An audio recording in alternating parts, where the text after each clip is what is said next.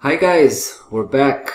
Market trading educational session every Thursday. That's what we have today. I'm Cuzin. Powered by Light Forex Broker. I'm sharing here all of the secrets, all of the trading secrets that I literally apply on a very daily basis. And today we're going to talk about the Elliott Wave trading methodology. It's a big one. It's a very famous one, very popular. But let me say this. If you go to the literature, if you go and you just search online for information regarding Elliott Wave trading methodology, you will find a lot of noise. So, and here's the deal here. Basically, in order to be successful with this particular trading methodology, you actually have to weed out about 90% of pure noise, pure bullshit. Once you do that and you focus on the strong elements within this trading methodology, that's where it becomes something that you can actually work with long term and be successful with. Alright, so after this promo, let's go ahead and take a look. I'll show you exactly what I'm talking about. Alright guys, so as you know, we're doing really advanced stuff here, right? I'm showing you the stuff that you probably can't find pretty much anywhere else. Stuff that have been refined over 15 years of active trading. So, but I still want to level out the field, right? Some of you may be more advanced. Some of you may be beginners. So I'm going to briefly talk about the basic principle, right? Or should I say principles of the Elliott Wave trading methodology, the stuff that you can easily find everywhere, right? On a very simple Google search, for example. So let me define the basic structure, all right? The Elliott Wave suggests that market moves in cycles.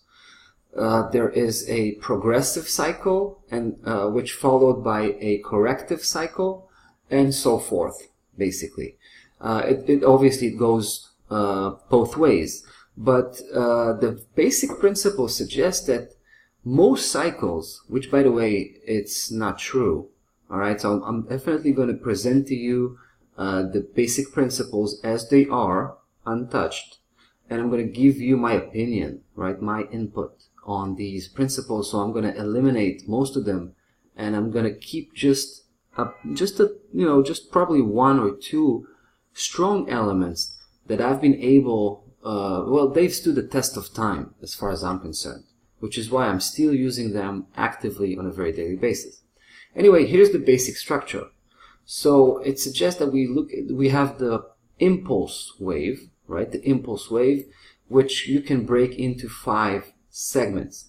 You have the first leg, well, basically these are waves. You have the first progressive wave, followed by the second corrective wave, and third progressive wave, of course, fourth corrective wave, and 5 last progressive wave. This whole 5 wave structure is what we call the impulse wave, right?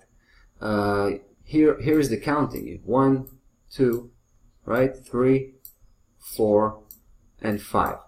From this point, the theory suggests that after such an impulse wave, there will be a corrective wave, which will in most cases will construct from 3 parts, 3 segments: A, B, and C. So this would be the correction phase, right? You get A, you get B, and C, right? This is the very basic principles. Right, the very basic principle, the structure. Now, don't try to look for this particular cycle everywhere. I mean, everywhere you look, because you're simply not going to find it. Basically, this cycle is not as common as it may sound, right? I do look for it, but I do it briefly. I'm not really focused on finding this particular structure. But let me say this, the theory suggests that you can basically trade every single wave here, right? But it's far more elusive than what you may think, right? Because the first and second waves are pretty much, useless. I would say even the third wave is still pretty much useless. These are very elusive waves, and they are very hard to pinpoint, let alone trade successfully. I'm talking about the first 3 waves, all right? Now, because, up until the third leg, it may just look like just a trend. And if you can't really count the waves, if they're not easy to count, I would also suggest stay away. This is probably one of the most common mistakes that beginners tend to do. They tend to force the count, right? So if the count is not crystal clear, you want to stay out of it. But what you definitely want to have is 3 waves fully well established, all right? So basically what I'm suggesting here that you disregard the first, the second, and third waves in terms of active trading, completely disregarding them. I'm just waiting for them to show up, to appear. They are the basic setup as far as I'm concerned. And from the 4th wave, trading can become successfully over the long run, right? But I should also say this. The fourth wave, is tradable, but it's also pretty difficult, right? I actually don't trade on the 4th wave. The only wave that I'm trading on, and this is the only wave I'm looking for, right? Actively looking for, is the 5th wave, all right?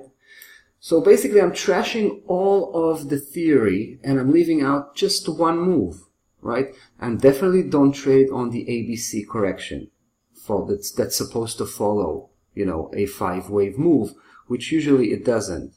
It's hard to find a perfect ABC move, let alone trade successfully in it. You know what I mean? So what I'm taking here is just one move out of these 8 moves, and this is what I call the 5th wave move, right? The 5th wave move, this is the only element that I'm focusing on. Now, you can't, like I said, you can trade on the 4th corrective wave, but it's very hard. I'll give you 3 reasons for it.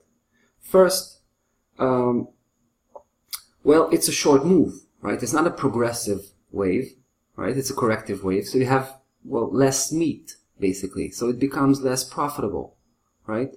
That's the first. Second, downside movements are usually sharper, right? They are more hectic, they're more violent, which makes it more difficult to trade on that leg, on that wave itself. And third reason, it's very difficult to assess how deep is going to be the 4th wave. It could be slightly deep, right? Just almost scratching the tip of the 1st wave and beginning to turn around. Or it could go really decent distance, all the way taking the tip of the 1st wave, or it could be really, really deep, substantially taking the tip of the 1st wave and only then beginning to turn around. This is pretty much the range that the 4th wave can go to. So it's very difficult to pinpoint the very end of the 4th wave, right? This is why what I'm trying to do is just, kind of avoid most of the theory, most of the principles which are not good enough. That's a fact. And just take those elements that are actually work, right? That they are reliable, should I say. You can actually count on them. And the 5th wave presents a very unique situation. Because think about it. We're talking about a 5-wave cycle, right? So obviously, the first thing you can bet on is that the 5th wave will reach at least the tip of the 3rd wave, right? Otherwise, it would not be an upside trend, right? It would not be an upside cycle. In order for it to be an upside cycle, 5-wave move, the 5th wave will almost always take the tip of the 3rd wave. So you have a very distinctive price target to start with, All right. Now I'm going to bring more and more elements. I have to say this. Alone, standalone, as a standalone theory, the Elliott wave doesn't hold, right? It doesn't hold. So even if I'm taking only the strongest element from the theory, I still back it up with other important elements, with our other important technical elements. So what I'm going to show you here basically you're looking at the dollar yen, right? This is dollar versus the Japanese yen. This is the daily chart. You can track back history here all the way to the end of 2017, which means about a year. And here I was just finishing a wonderful bullish position, just got out of it. And it was solely based on the Elliott Wave trading methodology, obviously backed up with more technical elements, strong technical elements. But I actually took this move, this fifth wave move, just recently got out of that position, and I thought it's going to be a wonderful example to show you exactly what I'm talking about. So around the end of August, well, it was actually middle of August, I started to notice that price was coming down in what seems to be a downside correction, but it was a significant downside correction, and I could clearly see that I was looking at what seems to be an Elliott Wave cycle, a classic Elliott Wave cycle, because we had the first leg, right, the first wave, followed by the second wave, and all the way up, third wave, right? Now, by the way, in terms of the basic principles, if you go and search online, you'll probably find them pretty easily. Some will suggest that the third wave, the principle suggests that the third wave can never be the shortest wave. Now, that's pretty much rubbish. The third wave can be the shortest one, all right? It would also tell you that the fourth corrective wave should not reach the tip of the first wave. All right, should not reach it. Now let me tell you this is seriously misleading, because most of the structures, you'll find the fourth wave actually does take the tip of the first wave. This is why I said you should take those principles with a grain of salt. All right. So basically, I actually require the fourth wave to take the tip of the first one, because if it doesn't, there's always more. It's just really risky. There's the risk that price will continue, right? It would just take a look at this, for example, right? We had seemingly we had the drop, right? You could mistaken this one for just the end of the fourth corrective wave, because price did begin to turn around. So this could have been a trap, right? And you can see price continued on the way down. You do want to have price go as low as possible in terms of the fourth wave. The lower, the better, right? But what you also want to do, so which is why I'm saying I actually look at this as a requirement. The fourth wave has to take the tip of the first wave, and like I said, the lower the better. Okay, it definitely can't surpass, right, the tip of the second wave. That's for sure. You don't want to have that, right? You don't want to have that. You still want to have that upside structure, higher highs, higher lows. Now, I'm going to throw in a very important element, right? This is the Fibonacci, just the Fibonacci correction, the classic correction Fibonacci with all the levels, right? What you want to have is a reaction. This is how you determine the end of the fourth wave, right? Because you got to have a strong beginning point, right? You got to make sure that the fourth wave did end, and it's gonna set the stage for the next fifth wave. So the way to do this, I mean, there are a few elements here that can definitely help. I mean, in this case, you can see how the 200 daily moving average here, which is very important, right? I always have the 200 daily moving average on my chart. And this is probably a good example for why. Take a look, right? This is just one element that can help you determine the end of the fourth corrective wave. Just touching base slightly on the 200 daily moving average and beginning to turn around. So that's one, right? That's a first. That's the first element. Let me talk to you about the second element before I move on to the Fibonacci. So what I usually like to do is to examine the four corrective wave. In many cases, it actually breaks down into three segments, right? A, B, C kind of. Take a look. A, B, C. Whenever that happens, I like to measure A against C. If they're roughly at the same size, that's actually a good sign. Take a look, right? So I've just applied a simple trend line on the A, right? Measured it and applied it from the tip to the end of C here. And you can see they're pretty much equal. That's also a very good sign that,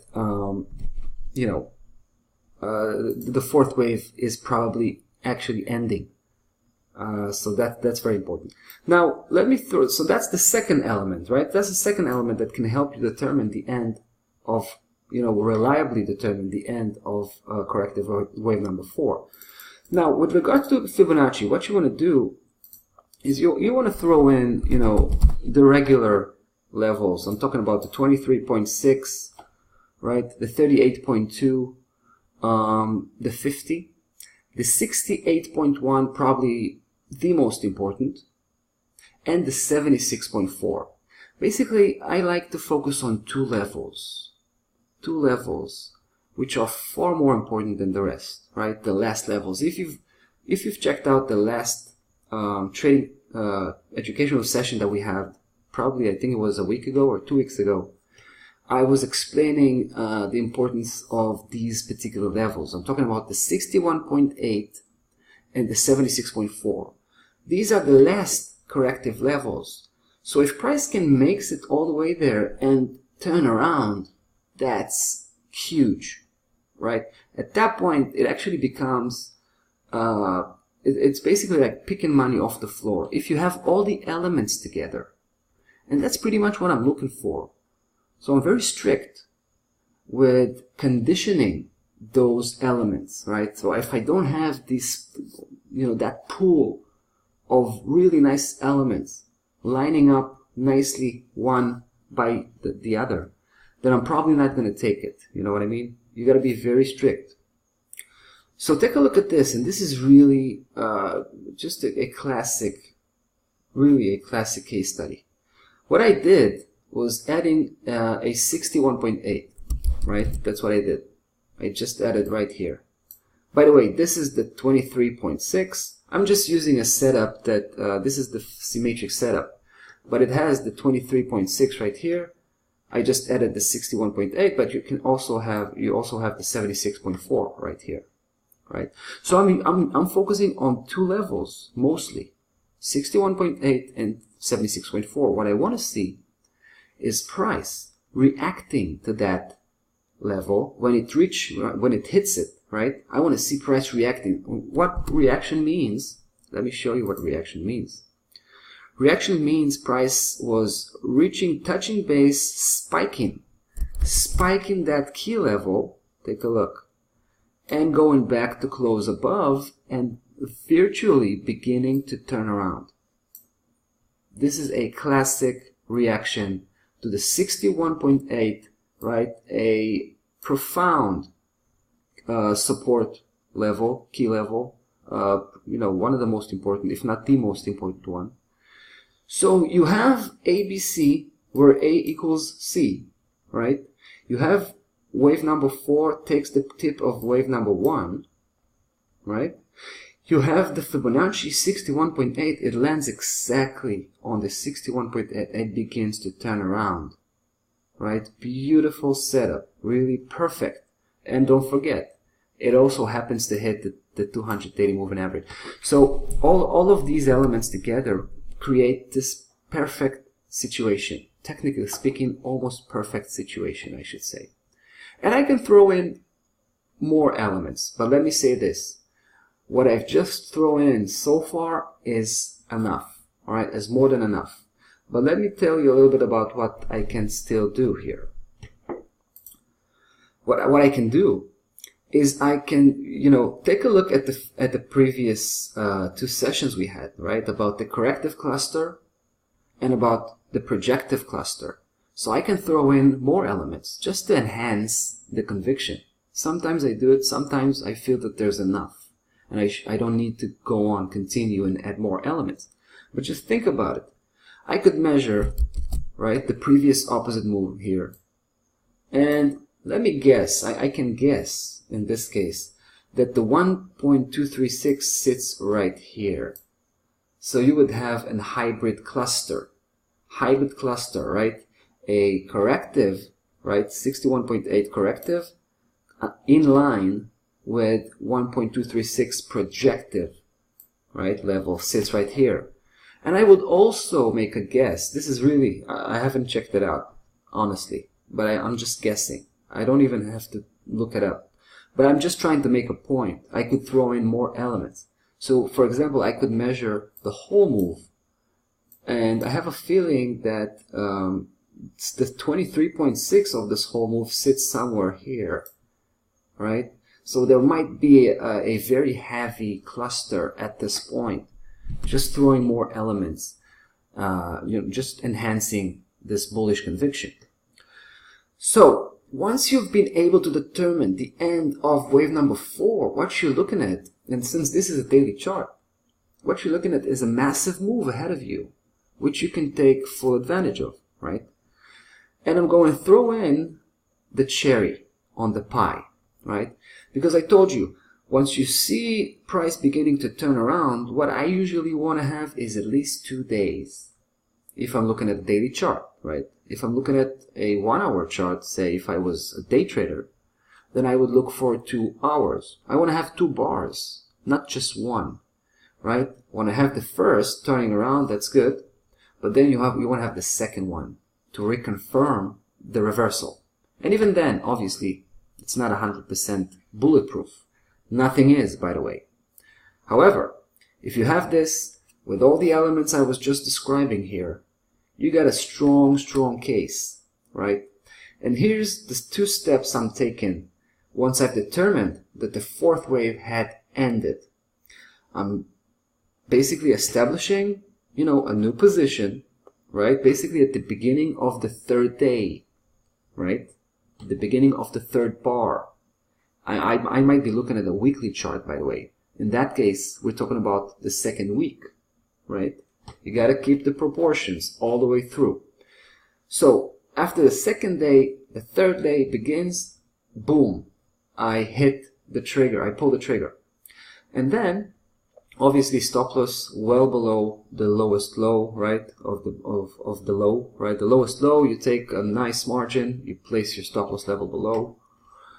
And at this point, there's a 2nd stage involved. This is where I begin to project where price, most likely will go to. And I told you, there's the natural first price target, which needs no measurements, needs no help at all. It's just the previous high. Simple as that. And that's a big one.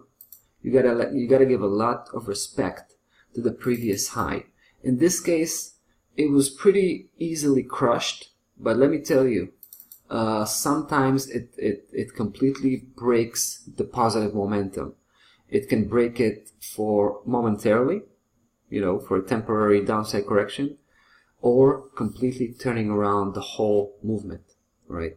So usually what I do is I take about 50% off when it hits the previous high, just like that, right? Partial execution, take off 50%. That's a massive profit taking spot for me. The previous high, simple as it is. Now, here's another interesting element.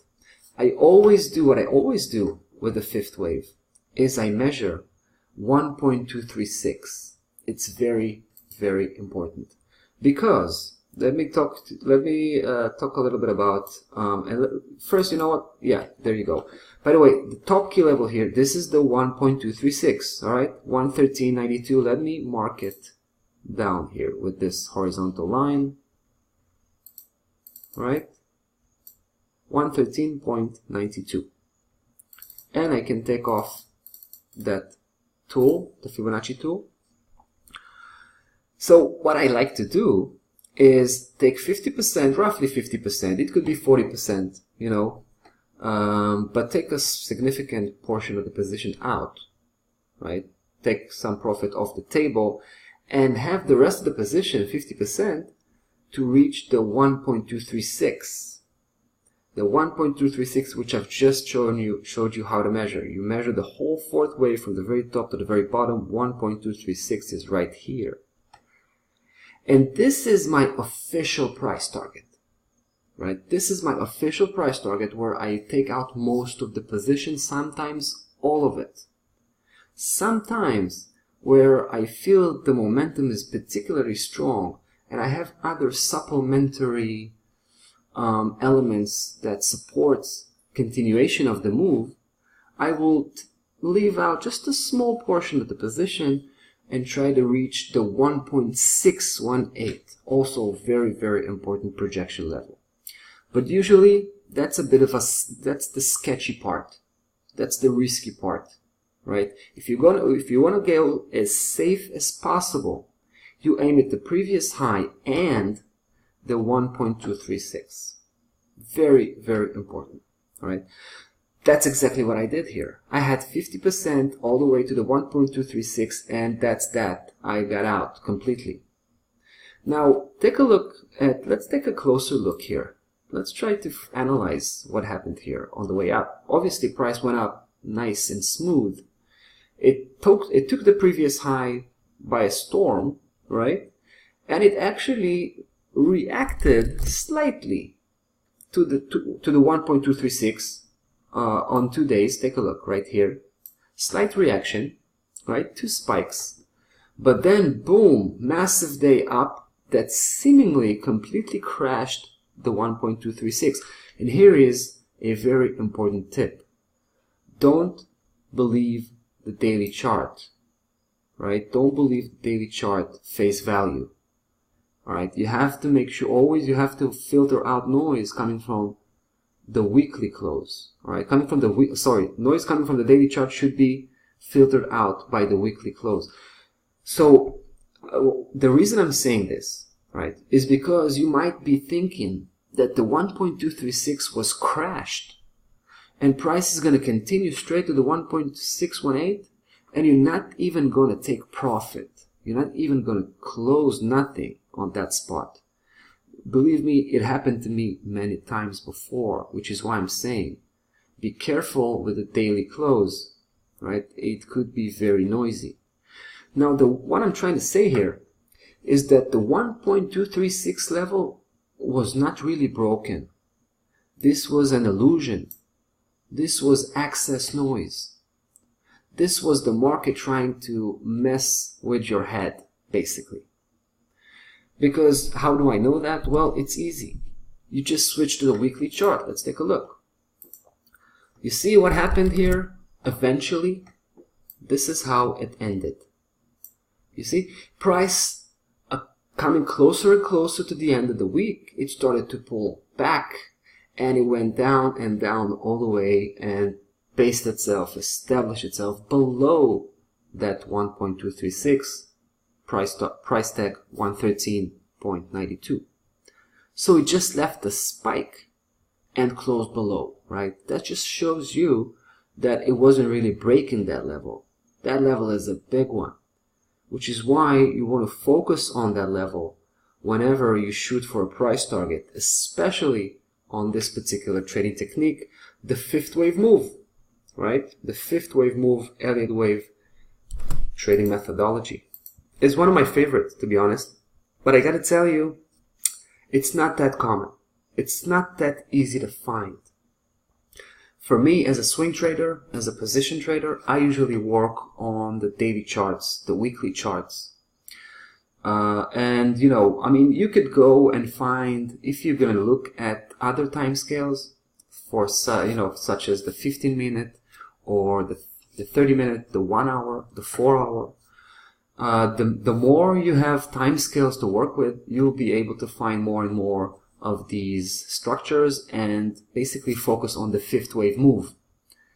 However, if you're you know, just a swing trader or a position trader, so namely you're working only with the, you know, the big time scales such as the daily and the weekly, those structures are not as common, not as you know, not as popular. It's pretty hard to find them, but whenever I do, I consider it an important event, and I'm following up on the fourth. Basically, the way the way I find it is only after 3 waves are already in place and the fourth wave begin to form.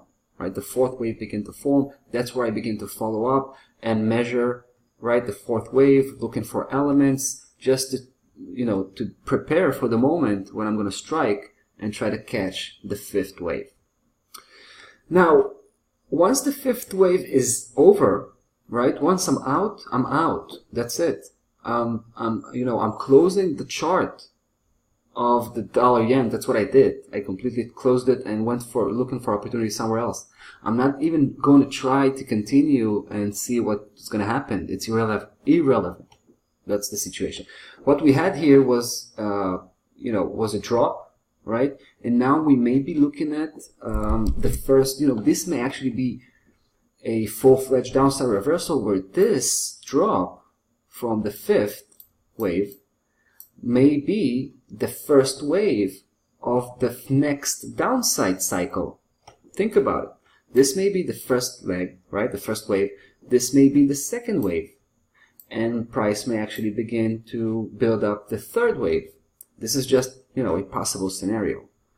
Another possible scenario, I would say, would be price just continuing on the upside, which means it's not going to be a 5-wave cycle. It's going to be probably a 7-wave cycle.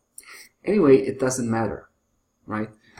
All you need to focus on is 3 waves in place, 4th wave beginning to form, all the elements I've been showing you how to determine the end of the 4th wave, and then boom, you take a healthy move all the way to 1.236 of the 4th wave. Pretty simple, right?